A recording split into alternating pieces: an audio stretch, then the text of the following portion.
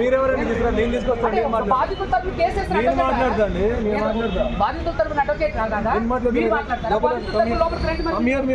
బాధితులు తీసుకొని నేను బాధితులు తీసుకొని లోపలికి వస్తాను. నేను బాధితులు తీసుకొని లోపలికి అట్లా చేశారనుకోండి, మర్యాద మీకు ఎంతవరకు ఇచ్చారు.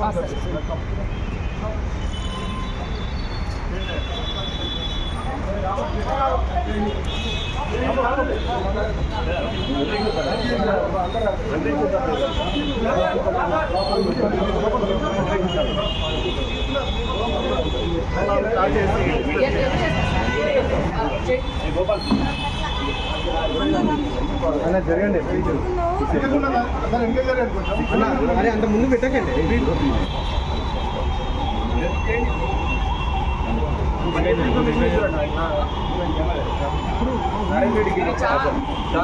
బాధితుల తరపున వచ్చిన అడ్వకేట్ ని ఇది మీరు నిజంగా అవమానించడం.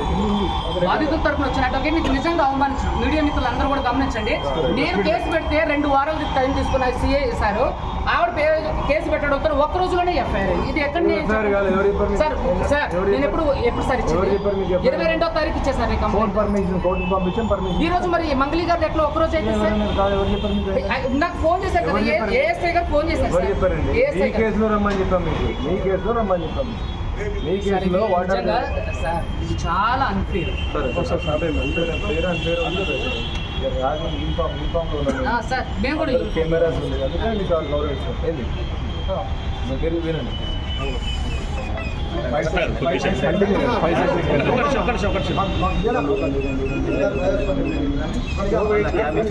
దాన్ని నొక్కకండి, మీరు దాన్ని నొక్కకుండా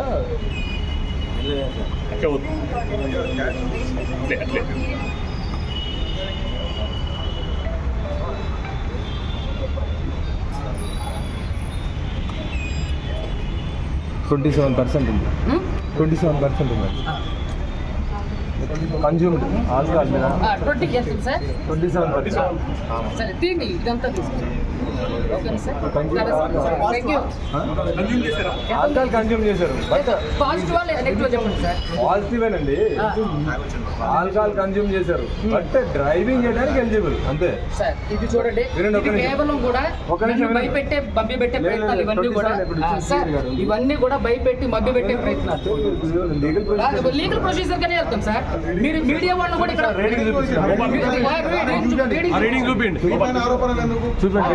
రీడింగ్ చూపించండి అందరికి.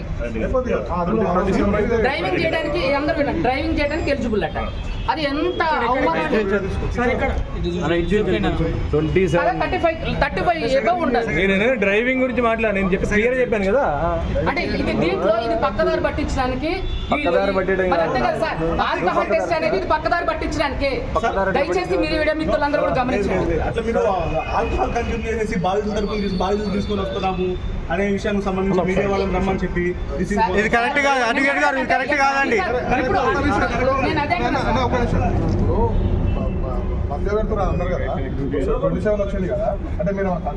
నేను చేస్తా. ఇప్పుడు మళ్ళీ ఒకసారి బ్లడ్ శాంపిల్స్ తీసుకోండి. చేయలేదండి, రాత్రి వేసింది ఇది, ఇప్పుడు కాదు. నాకు స్మెల్ వచ్చింది, నాతో పాటు చాలా మంది. సార్ రాత్రి చేసిన దానికి ఇప్పుడు మీరు ఎట్లా చేస్తారు సార్? నన్ను బలవంతంగా ఎట్లా మీరు ఇప్పుడు నేను డ్రంక్ అండ్ డ్రైవ్ చేసినా? నేనేమన్నా బైక్ మీరు ఎందుకు ఒక అడ్వకేట్ ని మీరు ఎందుకు ఆల్కహాల్ టెస్ట్ చేశారు? మీరే కదా. ఎందుకు చేశారు సార్? నేను చేయమలేదే. మీరు పట్టించి వెనకాల పోలీసులు పెట్టి మరి బాధితులు ఇప్పుడు తాగానన్నా మరి అదే కదా సార్. మీరు సార్ నేను కూడా లీగల్ వెళ్తా సార్, నేను కూడా లీగల్ వెళ్తా. I'm advocate, I'm not a normal person. I know everything about in this society sir. మీరు మీద బెదిరించారు. ఇప్పుడు పోలీసులు నన్ను సార్, మీడియా మిత్రులందరూ కూడా చూడండి, పోలీస్ సార్ వాళ్ళు నన్ను బలవంతంగా ఆల్కహాల్ టెస్ట్ చేశారు. నేను వెహికల్ చేస్తే, నేను ఏమైనా వెహికల్ నడుపుతుంటే సార్ నన్ను ఆల్కహాల్ టెస్ట్ చేస్తారు.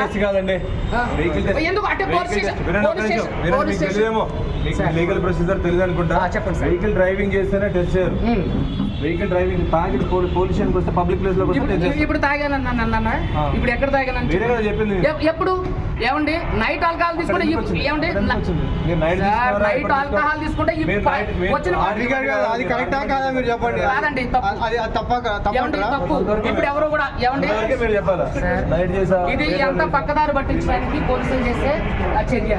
దయచేసి చూడండి, నాకు ఎప్పటి నుంచో తెలుసు తమ్ముడు, ఎప్పుడైనా సరే మేమంతా కలిసి కొట్లాడిన తప్ప ఎప్పుడన్నా మేము ఇలాంటివి చేసినా పోలీసులు కావాలని ఇక్కడ అంటే పోలీస్ స్టేషన్కి వచ్చే ప్రతి ఒక్కరికి డ్రగ్ అండ్ డ్రైవ్ టెస్ట్ చేస్తే ఆల్కహాల్ టెస్ట్ చేస్తే లోపల తీసుకెళ్తున్నారా సార్?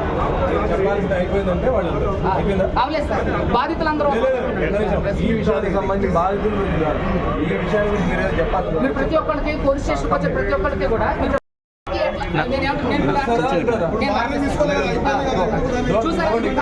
చూడండి, మీరు ఇక్కడ మరి హంగామాగారం చేస్తే మాత్రం అవి టేకింగ్ చేస్తే మాత్రం ఇక్కడ ఇది చేస్తాం.